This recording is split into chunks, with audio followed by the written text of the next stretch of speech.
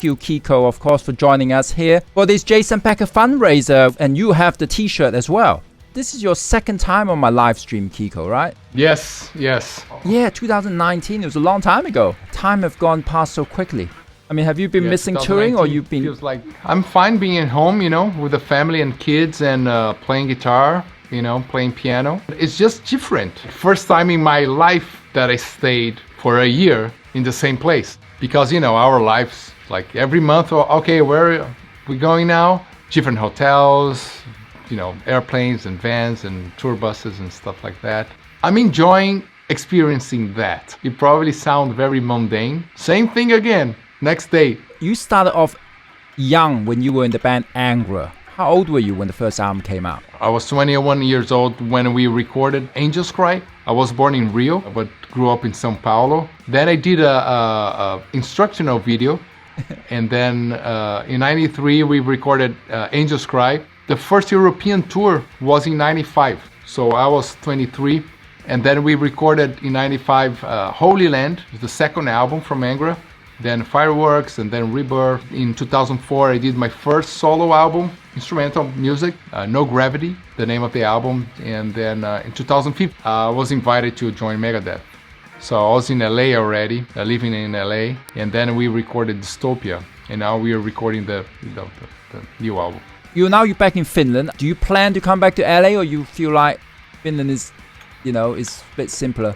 For now, with the whole situation, Finland is a little bit simpler because of the kids and family. But you never know. Everything's open. But now with the COVID still there, I don't see myself changing for the next year or something like that. But you never know, man. So I don't make any plans. Like last year, I would be saying something completely different. So. It is weird though, since the age of I guess when you started touring, you would never, stayed at home for a whole year, right? It's just never happened. Never. Because, or you have concerts, tours, or just like one-offs, or maybe guitar clinics, any invitation to go and play, I would say I would be doing. I was also playing some other styles of music sometimes, fusion, or small gigs like playing the baked potato or something like this, in LA, or things that challenges me, musically. So I would be always somewhere playing, It is pretty strange, I would say. I mean, myself, I actually enjoy this time being at home, not going on tour. It's actually giving me a little bit of sort of almost anxiety to go on tour. I don't want to go on tour right now, but I know I will, and once I hit the stage, everything will be okay. But just that time before you go on tour, you worry about it? Yeah, totally. Yeah, no, I've been thinking about this too. Like for a year, you come to the same room, it's like everything is there. It's always set up. It's just different, because you have like a stress thing that when you go to the next city, you have the schedule and you have to be ready at certain time of the day. It's just different. Yeah, but like playing on stage is an amazing feeling. I think it's a lot of work just for that how many minutes of playing, having that amazing feeling. Everything takes so long just for that hour and a half or 2 hour concerts. And your living condition is obviously worse on tour than at home. You're much more comfortable at home. Why am I going out to do this? Yeah, the living conditions, it can be worse, yeah. It's just different, and you're not used to that. Let's say food. You go to a different country and you have to eat some food that you don't know, but it's a great experience as well. 10 years later, it's like, wow, I've been to so many places, I've seen so many things. That's a plus in life, to see people and places and then understand different societies and food and the way people talk and dress.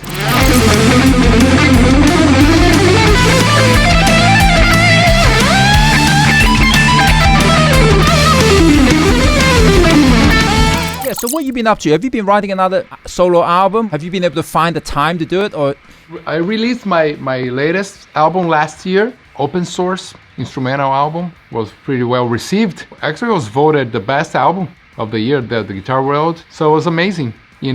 Now, the whole second semester, I was kind of doing the videos and playthroughs from the songs. But now I've been, I don't know, how do you compose? Well, how do you write songs? In order to do music, I have to be in the zone. Well, I can say I'm going to schedule this time to do it, but it doesn't really work. because it's like how you feel, right? But yeah, when it comes to writing music, I mean, Sam do a lot of the songwriting, so he doesn't have to deal with the business stuff that basically cripple your creativity mind. Yeah. Then we work together afterwards, so I have to dedicate some time to work with him on that and make the album. Yeah, the thing of putting yourself in the zone, for any creative activity, you have to go there, start playing, no backing tracks, just start playing. So I try to do at least like 3 times a week, but I'm not writing songs, just putting myself in this position, welcoming any ideas.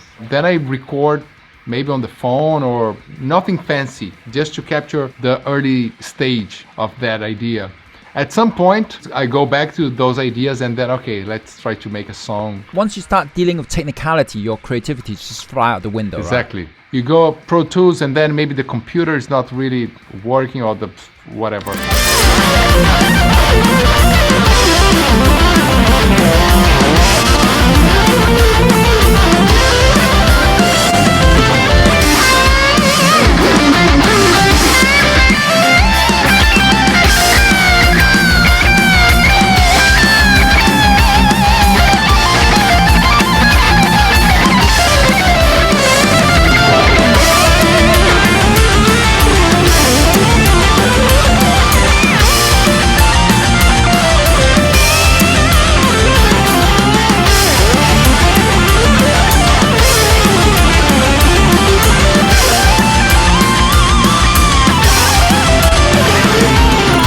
Do a Megadeth album as well, or? Yeah, no, it's almost done. It took longer because many factors, but when we started, I mean, we met at the Mega Cruise. It was like October 2019, right? Yeah, that's right. Yeah, a few months before that cruise, we kind of finished the compositions, the basic, but then Dave had cancer, so he went through the treatment.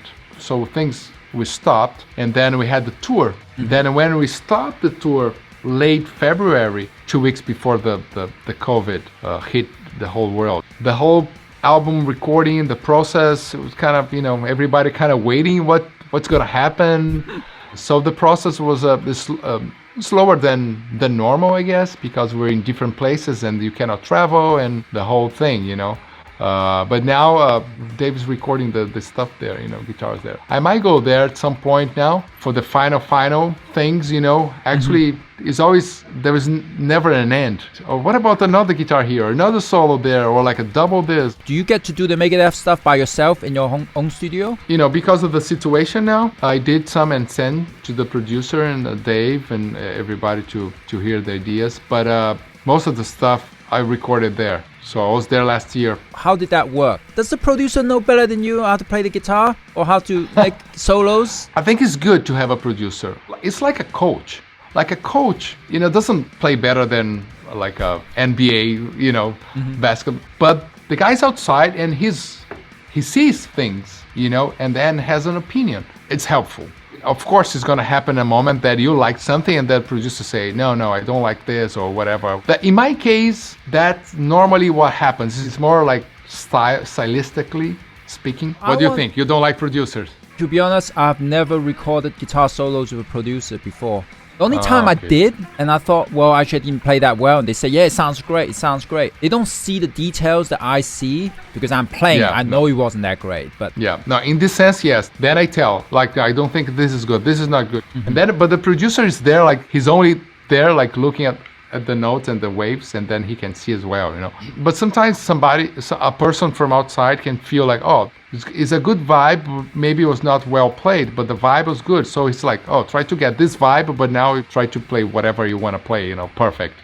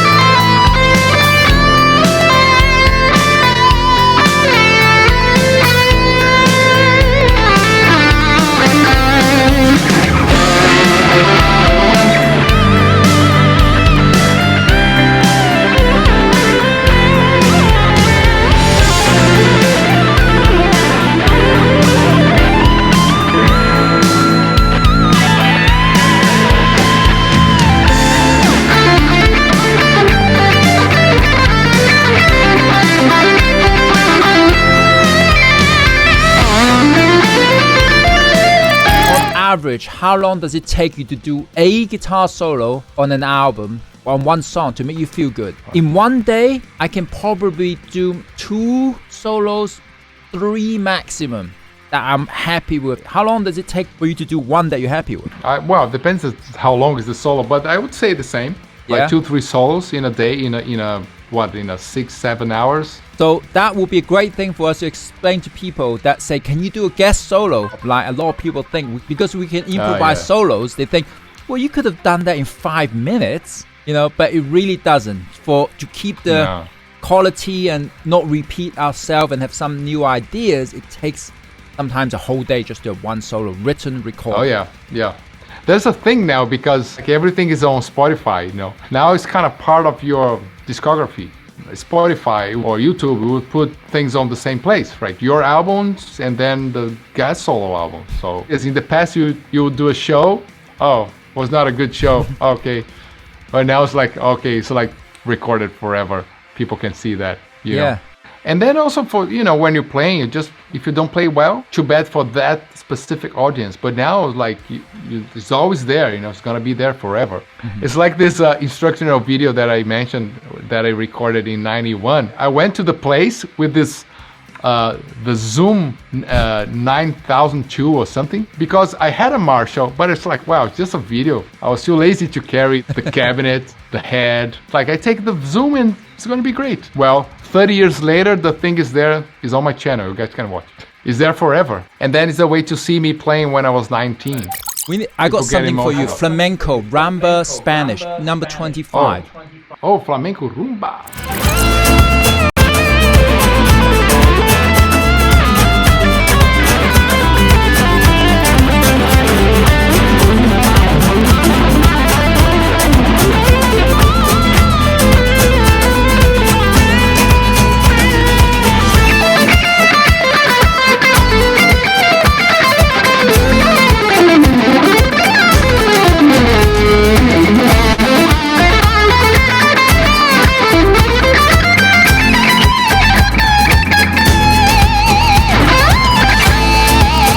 Has been the hardest condition that you have experienced playing the guitar? So I would imagine some of the hardest one for you would probably be playing at NAMM, doing some kind of demo that you have to do a favor for a company or something like that. That's difficult, like NAMM show kind of thing, because you're like talking to people, you're just walking around, and suddenly like, oh fuck, I have to go to the booth to play for 20 minutes and then perform the most difficult song because the people wants to see that, right?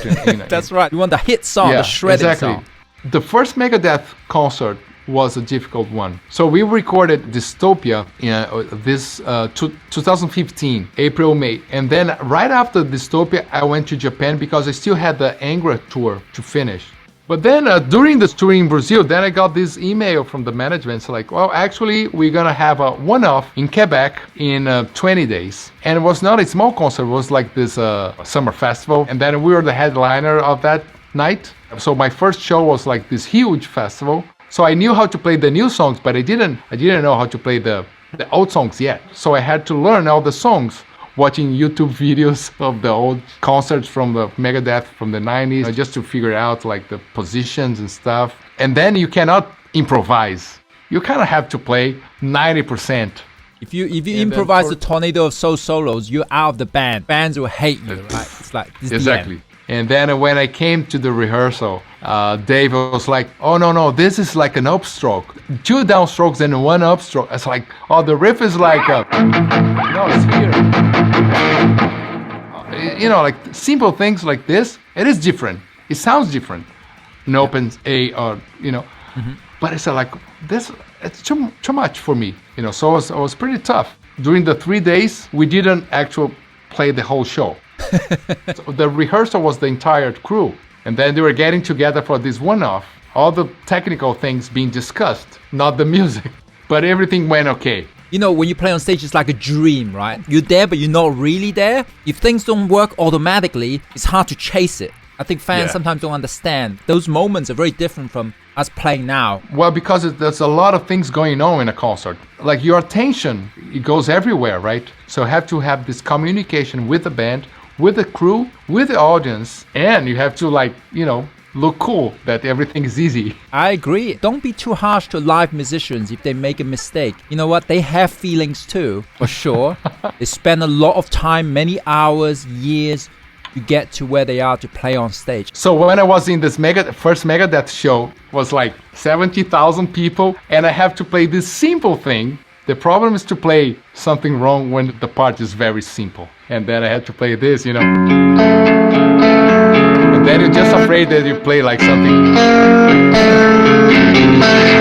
you know, something wrong. And then sometimes you have just like, let's say you have a fast run, and then the band, you don't get the right. I think that's fine. Mm-hmm. People might see it as a mistake. They all just, oh, the guy missed that note. But I don't see it. I think music is more like soccer, that you try things and you're gonna get one goal and you win. So that's the way I see it. Having this, I feel less anxious, because the thing is like to do it once right and not all the time. So why don't you get your blindfold on? Get a t-shirt, or you have a mask, you can cover your eyes with a mask. Well, that works too. You look like a superhero. Is it serious? I will have to play like this? Yeah. Okay, I can try. It's easy. Okay. I'll start.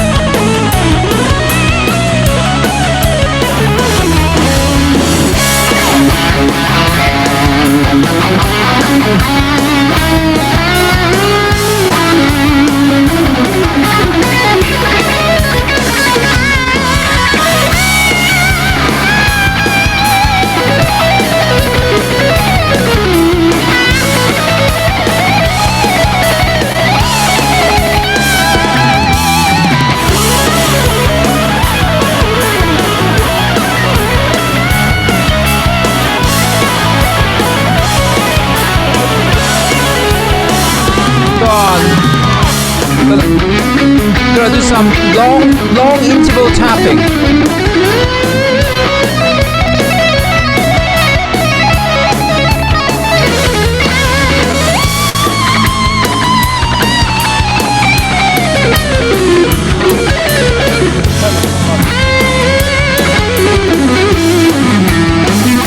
That was fun. That was fun. The problem would be just switching positions, like, but it's something to practice maybe. Kiko, thanks for showing us your incredible guitar skills and obviously giving your time in this Jason Becker campaign. You know, when I wrote to Kiko, he replied to me immediately and said, count me in. I'm so happy to have you doing this, man. Anytime for Jason. All the beautiful music he gave us, and so inspiring. I'm happy to be here. Thanks a lot, everyone here, and all the donations. We got this 50,600. That's amazing. $5,069 for the virtual money plus the 50,000. So we're at 50.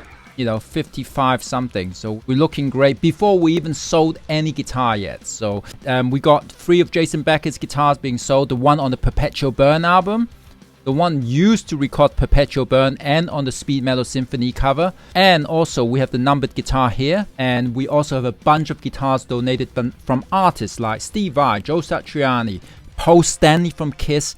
So the list goes on. You guys will have an update on jasonbecker.com. Make sure you check that out. Thank you everybody in chat for taking part and making this possible. Please spread the word. Repost all the stuff that you see that we do on this campaign. Raise awareness, not just of Jason Becker, but also ALS to the world. Thank you again, Kiko. Please follow Kiko on Instagram, YouTube. Yeah, all that stuff. The Megadeth stuff he's on. And Angra, his solo album, some of my favorite power metal type kind of music. So Herman, thank you very much for inviting me. Thank you very much for you doing this. I know it's hard, man. You're a hero.